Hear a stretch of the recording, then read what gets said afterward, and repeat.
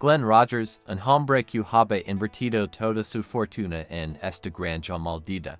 Se encontraba en medio de la sala, mirándola fijamente.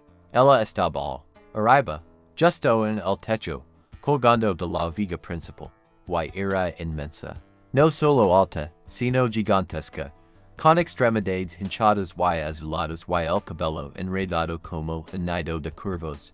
Sus ojos estaban cerrados y las comisuras de su boca se crispaban en una horrible y torcida sonrisa. Aquello no era una persona, era un monstruo, y estaba colgado en la casa donde Glenn había sodo con comenzar una nueva vida. Simo había terminado al esa chica gigante, a la que había visto en las fotografías. Y porque no había notado de inmediato el olor extra y dulce que había estado flotando en el air desde el primer día que cruzó el umbral. El corazón de Glenn se encogió hasta convertirse en una bola de hielo. Sentí que la rabia desplazaba su miedo. Rabia contra el destino, contra este engao, contra esta persona, contra el que le vendí esta granja. Pero en el mismo momento en que dio un paso adelante, su piedra sobre algo duro. Mirhacia abajo. Esos pies yaco una fotógrafa descolorida. La misma foto que el viejo granjero John Baines le había mostrado cuando le vendí esta tierra. En ella estaba la misma casa gigantesca, la misma granja, y a su lado, abrazadolo, se encontraba la misma chica, solo que viva. Y algo en su mirada, algo en su sonrisa, hizo que Glenn comprendiera que no solo había comprado una granja, había comprado una tumba. Y fue entonces cuando not en la esquina de la habitación. Los ojos no se abrieron. Era solo una ilusión tica.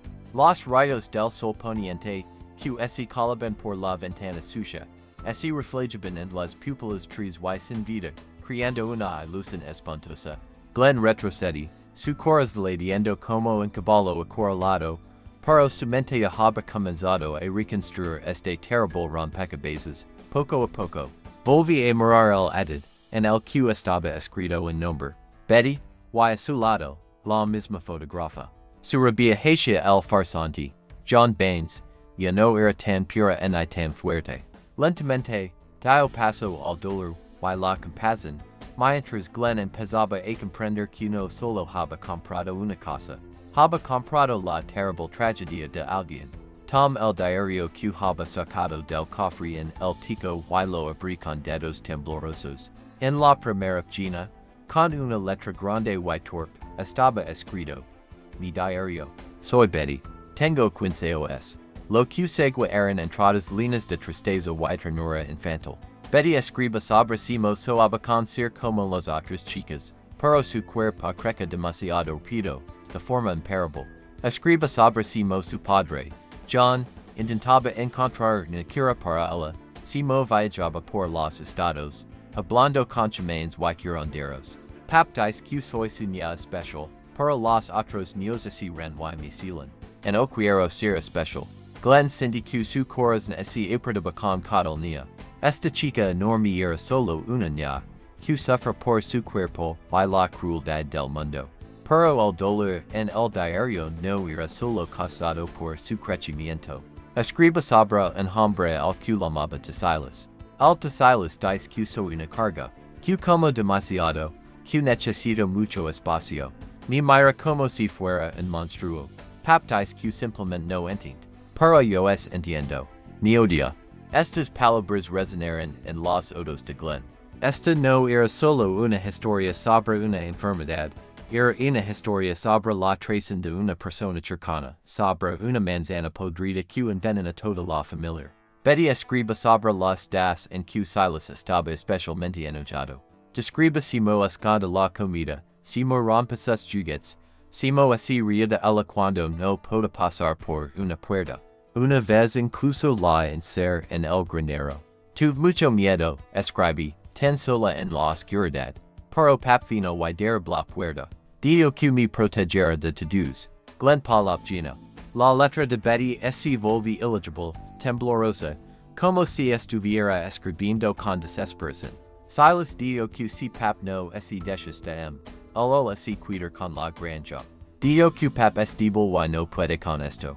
No quiero cupap pierda la granja. La alma mis que cualquier otra cosa en el mundo. Y few entonces cuando Glenn lo entendí. John no tración en su hija. Estaba tratando de salvarla. Próximo. En las últimas entradas de Betty. No haba en una palabra sobre la muerte. Solo sobre el miedo. Sobre si mo quiera desaparecer para no causar el dolor a su padre. En la tudimopgina. Escrita con una letra pulcra y firme. Solo haba unas pocas palabras. Mi voy para cupap puede ser feliz. He encontrado una manera. No me busques. Glen arroja el diario. Las lágrimas brotaron de sus ojos. El dolor de darse cuenta de toda esta tragedia era insoportable. Esta no era una historia sobre un monstruo, sino sobre una chica que amaba tanto a su padre que decidió sacrificarse. Y sobre el hombre que la obliga a hacerlo. John Baines no era un farsante, sino una víctima. No traicion a Glen confía en él. Tal vez esperando que alguien finalmente expusiera este terrible secreto. Glen se puso de pie en salto. Ahora su rabia no estaba dirigida a John, sino al que era el verdadero monstruo. Silas, al que, al parecer, era solo una sombra en el diario de Betty, que le quitó la vida y rompió el corazón de su padre. En ese mismo momento, escuchó la puerta del barrio crujir suavemente. Y luego escuchó pasos. Supo que ese hombre había venido para asegurarse de que su secreto permaneciera en esta casa para siempre. Había venido a por él. Los pasos se acercaban. Eran pesados, confiados, y el sonido de las botas en el suelo crujiente no dejaba lugar a dudas. El dueño de esta casa había regresado. Glen retrocedió instintivamente, su corazón latiendo salvajemente en su pecho. Estaba desarmado, atrapado en un lugar que consideraba su santuario. En ese momento, no se sentía como un ranchero, sino como una bestia acorralada, encerrada en la jaula de otro.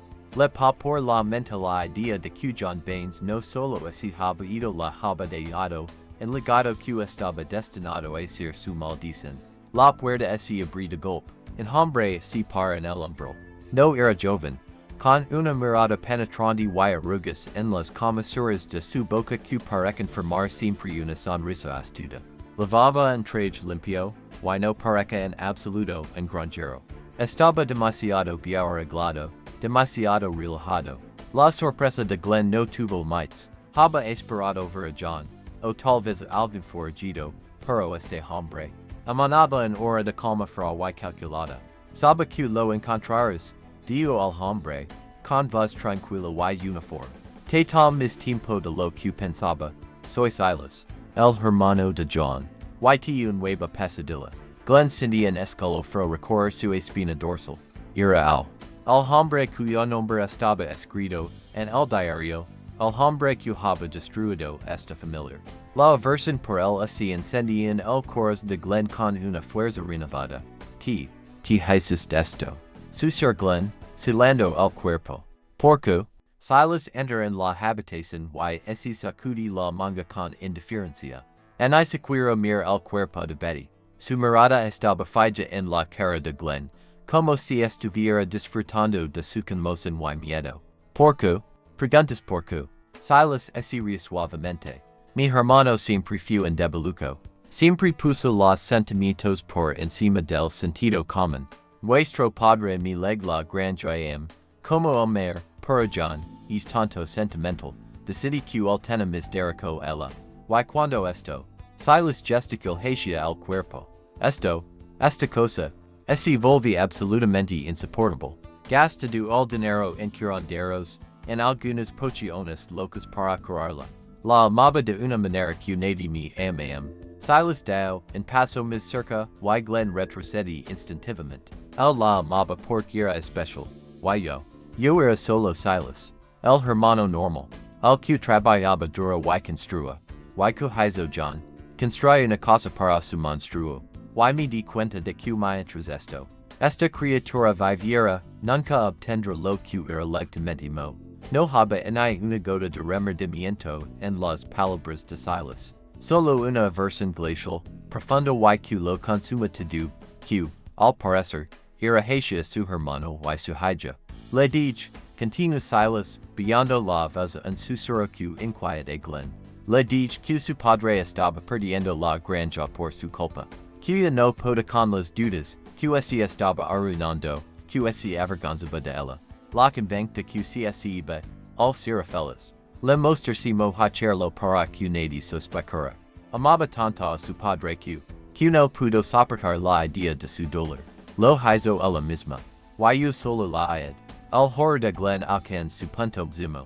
Esta no era solo una historia sobre traición, sino sobre un acto monstruoso que obliga an alma inocente a sacrificarse. Mira el cuerpo de Betty y en su mirada muerta, no vio un monstruo, sino una víctima. Ella solo quería que su pap fuera feliz. Y el, Silas, uses amor para su propósito perverso. Y ahora ti, Silas dio otro paso, y ahora solo os pocos pies la separaban. Encontraste el diario. Lo lest, sabes la verdad. Y sabes que, no puedo dar que la cuentes. John te dejo para que encontraras esto, para que supieras de mi crimen. Esperaba que alguien expusiera mi secreto. Pero te equivocaste al venir acá. Silas meti la mano lentamente en su abrigo y sacó algo brillante. Era un cuchillo viejo y talado que Glen había visto en una de las fotografías del diario. Tengo que terminar lo que empecé, dio Silas con una sonrisa muerta. La historia de morir con el que la conoce. Silas ese pare os pocos pies de Glen, sus ojos brillando con un delight codicioso y malvolo. Los patrones talados en el cuchillo que había sacado parecen serpientes, listas para atacar. Glen comprendí que las palabras eran intalzal. Estaba acorralado, desarmado, cara con un hombre para que en una vida humana vale menos que 10 centavos. En ese momento, el miedo lo invadí por completo. No tema la muerte. Tema que la verdad sobre Betty y John nunca fuera revelada. La historia de morir, repite Silas, dando un paso lento y seguro hacia adelante. Glen no retrocedí. Apret los pus, sus ojos escudriaban franticamente la habitación, buscando alguna salida. Su mirada se desvió al cuerpo de Betty, luego hacia el added. De repente, sus ojos se pasaron en una vieja y deteriorada lámpara de queroseno que estaba en la esquina. Su vidrio estaba opaco, pero enquedaba un poco de combustible dentro. No era un plan, pero al menos era una oportunidad. No ganas, Silas, dio Glen, tratando de que su voz no temblara. John no de todo esto para que yo muriera. Lo de como prueba. Has perdido. Las palabras de Glen eran en foral, pero duran en el blanco. El rostro de Silas se contorsión de furia. Miró su hermano, a quien consideraba en debiluco y en perdedor, con puro obvio. La mención de John lo enfurecí. Silas se abalance hacia adelante, levantando el cuchillo. Glen no esper. En el mismo momento en que Silas hizo su ataque, se lanzó bruscamente a un lado, corriendo hacia la lámpara. Su mano la agarró, y la arrojó directamente a su atacante. La lámpara se estrelló contra la chimenea de piedra, y los trozos de vidrio se esparcieron por el suelo. Silas, tropezando, resbaló sobre los trozos, y su cuerpo, perdiendo el equilibrio, se estrelló contra el suelo, su cabeza golpeando una caja de madera. El cuchillo salió volando de su mano y que con un golpe sordo en la esquina. Silas gime, sus ojos estaban cerrados y yaca invil. Glen no se detuvo a comprobar si estaba vivo. En cambio, agarró el cuchillo que Silas había dejado caer y salió corriendo de la casa. Corre hacia su carreta, donde yaca su revólver. Su corazón enlata con fuerza, pero ahora era un ritmo no de miedo, sino de determinación. Sabe lo que tenía que hacer. Unas horas más tarde, Glen Rogers estaba sentado en el porche de la oficina del sheriff en un pueblo vecino. Relató toda la historia en detalle, mostrando el diario de Betty y las fotografías. Explica el motivo, habló sobre Silas y su odio. El sheriff escucha atentamente, sin interrumpir, y luego, asentiendo, dijo que enviara a sus hombres a la granja para verificar todo por es mismos. Glen se negó a volver con ellos. Pide solo una cosa, que Betty fuera enterrada junto a su madre en el cementerio local, como corresponde a una persona, no un monstruo. das después, el sheriff Regers. Silas fue encontrado inconsciente. Cuando se recuper, entendió, pero fue atrapado y arrestado. La historia que Glenn haba contado fue confirmada. El olor dulce que haba notado era el olor de los químicos que Silas haba usado para intentar acelerar la descomposición del cuerpo, para ocultar la evidencia. Y él added, cantina tierra que Silas haba usado para cubrir la sangre, para que nadie sospecara. La granjada John Baines quedbeque. Glenn Rogers no la recuper. Le devolvieron su dinero, pero susuyo de una vida tranquila en esa tierra ese haba hecho ecos. Sabe que haba invertido mis que dinero en esta granja. Haba invertido una parte de su alma. Y ahora esa parte vivirá en la memoria de Betty y su padre. No espera que la granja se vendiera de nuevo. Simplemente ese fue, diando al pasado haters. Mientras Glenn se iba, la continuó vistazo. Era solo una granja donde una vez vivieron personas, amaron, sufrieron y perdieron. Pero ahora sabe que su historia haba terminado. No haba adquirido en hogar, pero haba encontrado algo más importante. La reconciliación con el hecho de que la vida no siempre es como la imaginamos, y que incluso en la historia más oscura, siempre hay lugar para la justicia y la luz.